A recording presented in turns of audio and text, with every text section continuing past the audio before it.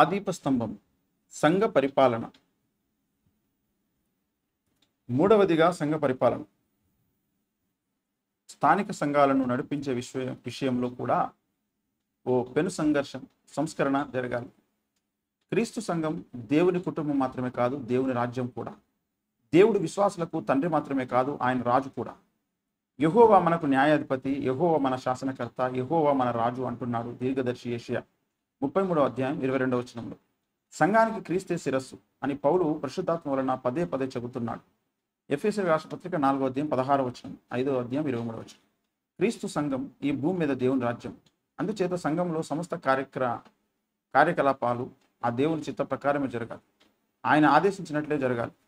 సంఘంలోని కార్యకలాపాలలో మానవుని చిత్తానికి, మానవుడి అభిప్రాయాలకు ఏమాత్రం తావులేదు.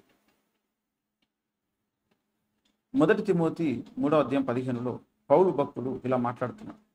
అయినను నేను ఆలస్యం చేసిన ఎడల దేవుని మందిరంలో అనగా జీవము గల దేవుని సంఘంలో జనులు ఎలాగూ ప్రవర్తింపవలనో అది నీకు తెలియవలనని ఈ సంగతులను నీకు రాయించున్నాను.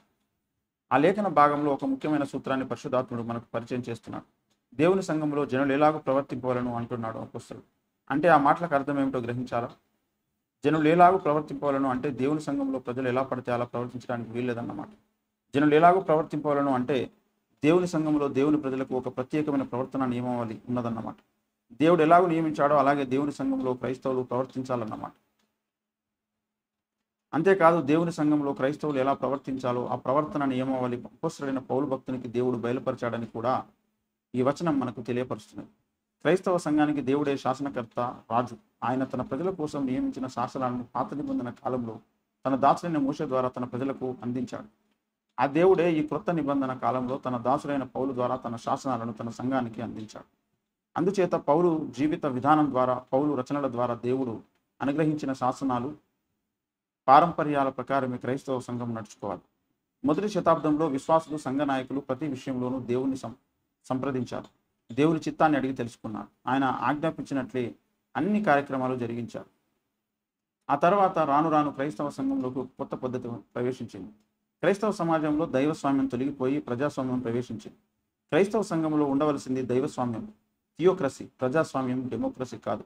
అయితే దేవుని చిత్తానికి వ్యతిరేకంగా 1000 సంవత్సరాల రోమన్ క్యాథలిక్ అంధకార యుగంలో దేవుని సంఘంలోనికి ప్రజాస్వామ్యం ప్రవేశించింది. ఏదైనా పని చేయాలంటే ఈ విషయంలో దేవుని చిత్తం ఏమిటి, పరిశుద్ధ లేఖనాలు ఈ విషయంలో ఏం చెబుతున్నాయి అని ఆలోచించడం మానేసి మెజారిటీ ప్రజలు ఏం కోరుకుంటున్నారో అదే చేద్దామనే ధోరణి సంఘంలోకి తెగులులా ప్రవేశించింది. ఆ అంధకార యుగపు అక్రమాల నుండి దేవుడు తన సంఘాన్ని విడిపించి సరైన దారిలో నడిపించడానికి మార్టిన్ లూథర్ భక్తుడి ద్వారా సంస్కరణ ప్రారంభించాడు. అయినా సంస్కరణకు మార్టిన్ లూథర్ ప్రారంభకుడు మాత్రమే. ఆయన జీవిత కాలంలో సంస్కరణ ముగించబడలేదు. ఈనాటికి క్రైస్తవ సంఘం సంస్కరణ ముగించబడలేదు. ఇంకా సంస్కరణ జరుగుతూనే ఉంది. ఇంకా ఎన్నో విషయాలలో ఎంతో సంస్కరణ జరగాల్సి ఉంది. మార్టిన్ లూథర్ కాలం నుండి క్రైస్తవ సంఘం అంచెలంచెలుగా ఒక్కొక్క మెట్టు ఎక్కుతూ రోమన్ క్యాథలిక్ అంధకార యుగపు అక్రమాలను ఒక్కొక్క దాన్ని వదిలించుకుంటూ ఈనాటికి ఈ మజిలీకి చేరింది. అయినా ఈనాటికి క్రైస్తవ డినామినేషన్లో అత్యధిక భాగం రోమ్ కాథలిక్ సంఘ కాలపు అవలక్షణాలను కొనసాగించుకుంటూనే వస్తున్నాయి. సంస్కరణ ఆరంభించబడిన కాలం తర్వాత కూడా కొంతవరకు సంస్కరించబడిన డినామినేషన్లలో కూడా కొనసాగుతున్న ఒక అవలక్షణం ప్రజాస్వామ్యం, ఎన్నికల విధానం. ఈనాటి సంఘాలలో కమిటీలు ఉండడం సర్వసామాన్యమైపోయింది. విశ్వాసులు ఓట్లు వేసి తమ నాయకులను ఎన్నుకుంటున్నారు. ఇది దేవుని ప్రణాళికలో లేని ఒక విడ్డూరమైన విధానం.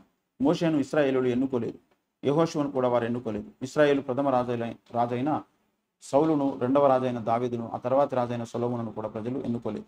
అలాగే కొత్త నిబంధన కాలానికి వస్తే పౌలును, బర్నబాను ఆదిమ సంఘ విశ్వాసులు ఎన్నుకోలేదు.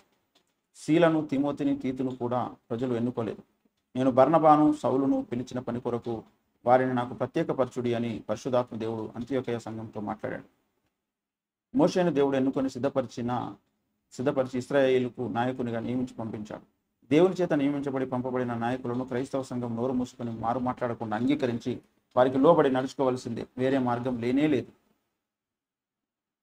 అయితే ఈనాటి పద్ధతి ఆ విధంగా లేదు. సంఘ కాపరి సంఘాన్ని పరిపాలించడానికి వీలులేదు.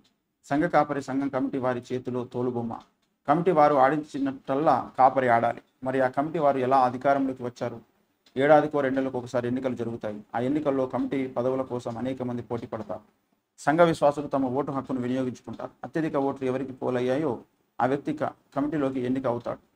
ఇదే పని అరణ్యంలో ఇశ్రాయేలులు చేసి ఉంటే యెహోషువ అనే శ్రేష్ఠ భక్తుడు మన మానవ చరిత్రలో ఉండేవాడా?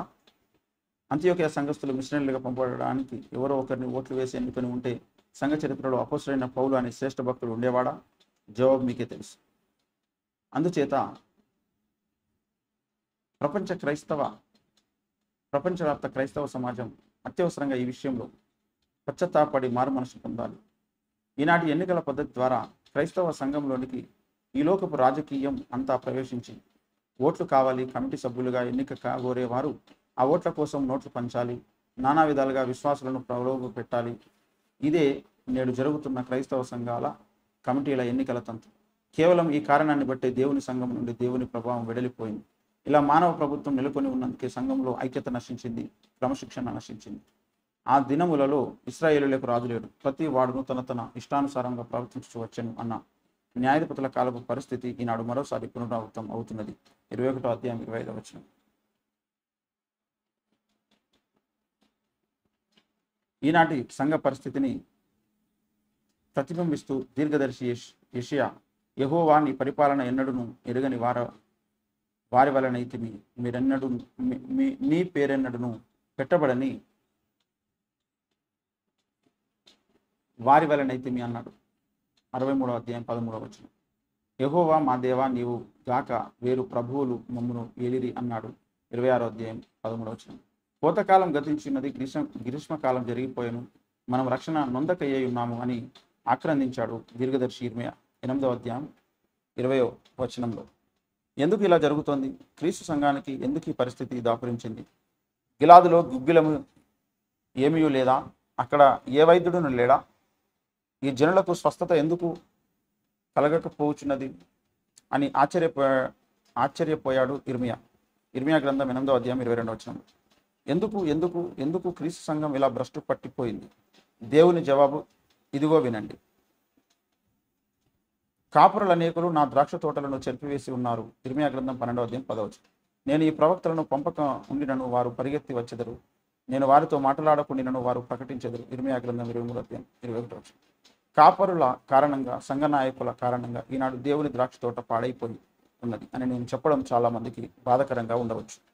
ఇలాంటి బాధకరమైన మాటలు చెప్పడం నాకు ససేమరా ఇష్టం లేదు. అయితే ఆ మాటలు నేను చెప్పడం లేదు, దేవుడు చెబుతున్నాడు. ఆ మాటలు దేవుడు అంటున్నాడు అంటే ఆ మాటలు బైబిల్లో వ్రాయబడి ఉన్నాయి అంటే అందులో తప్పకుండా వాస్తవం ఉంటుంది కదా.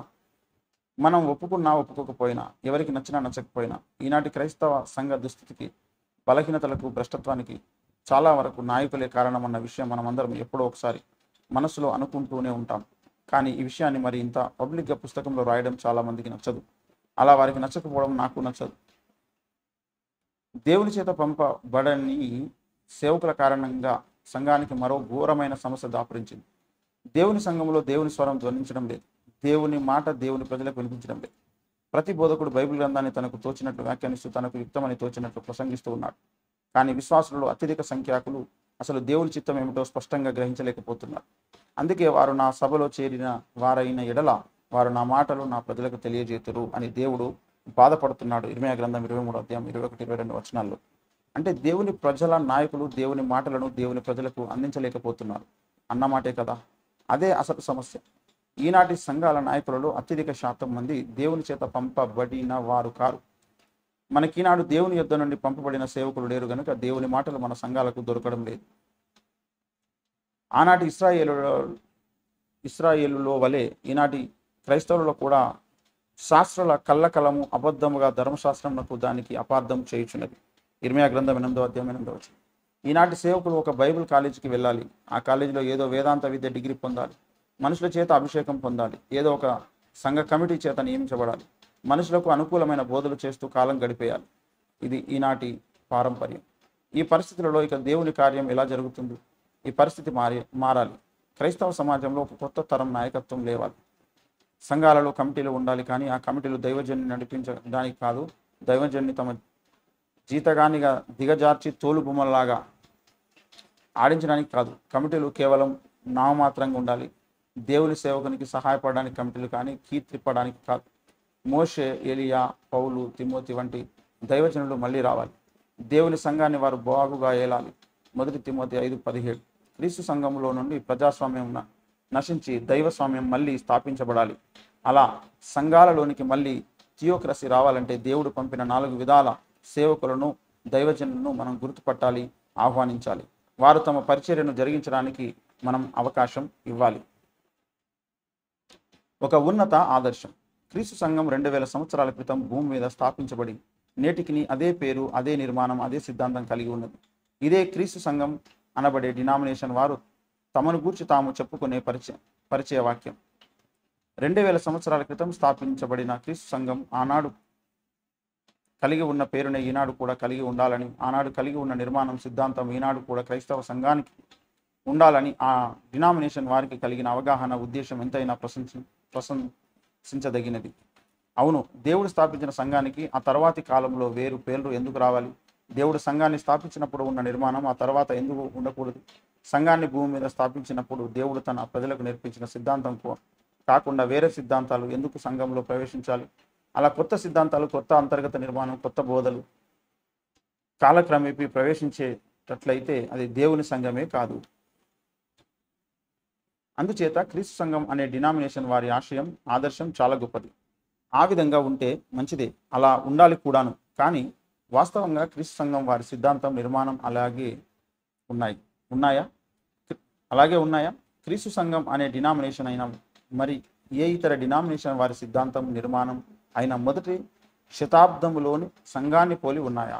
అసలు మొదటి శతాబ్దపు సంఘంలోని నిర్మాణం, ఇంటర్నల్ స్ట్రక్చర్ ఎలా ఉండేది? ఈ రోజుల్లో ప్రతి డినామినేషన్ వారు తమదే ఎత్తబడే సంఘం, తాము ఉన్నదే నిజమైన వధువు సంఘం అని చెప్పుకుంటూ ఉన్నారు. కానీ పరిశుద్ధ లేఖనాల్లో వ్రాయబడిన ఆదిమ సంఘ లక్షణాలను పరిశీలించి చూస్తే ఈనాడు ఉన్న ఏ డినామినేషన్ క్రైస్తవ మత శాఖకు ఆదిమ క్రైస్తవ సంఘంతో పొంతన కానీ పోలిక కానీ లేదు. భూమి మీద క్రైస్తవ సంఘం స్థాపించబడిన తొలి దినాలలో క్రైస్తవ సంఘంలోని అంతర్గత నిర్మాణం ఎలా ఉండేదో చూద్దాం రండి. ఈ సందర్భంగా మొదట మనం దర్శించవలసింది ఆదిమ క్రైస్తవ సంఘంలోని నాయకత్వ వ్యవస్థ. ఒక ముఖ్య ప్రశ్న, మీకు దేవుని వాక్యం బోధించి మీ పైన నాయకులుగా ఉన్న వారిని జ్ఞాపకం చేసుకొని వారి ప్రవర్తన ఫలమును వారు అంతం వరకు నడుచుకునే రీతిని శ్రద్ధగా తలంచుకొనుచు వారి విశ్వాసం అనుసరించుకొని హెబ్రీ రాష్ట్రపతిగా 13వ అధ్యాయం 7వ వచనంలో చెప్తాడు. అంటే మనకు నాయకులు ఉన్నారని అర్థమా? నాయకులు లేరని అర్థమా? మీపై నాయకులుగా ఉన్నవారు లెక్క ఉప్పచెప్పవలసిన వారి వలె మీ ఆత్మలను కాయుచున్నారు. హెబ్రీ 13:17. అంటే కొత్త నిబంధన సంఘంలో నాయకులు ఉండరని అర్థమా? హెబ్రీ 13:24లో కూడా ఆ పత్రిక రచయిత మీ పైన నాయకులైన వారందరికీ వందనములు అంటున్నాడు. మరి మనం నాయకులు లేరని అడ్డంగా వాదిద్దామా, లేక నాయకులను గుర్తుపట్టి వారి వెనుక నడుద్దామా? ఇది మీకు దీవెనకరంగా ఉన్నట్లయితే ప్రార్థించండి, 10 మందికి షేర్ చేయండి. ఈ యొక్క హార్డ్ కాపీ అమెజాన్లో ఉంది. రంజిత్ బుక్స్ అని సెర్చ్ చేసి మీరు కొనుక్కొని చదవచ్చు. God bless you. Praise the lord.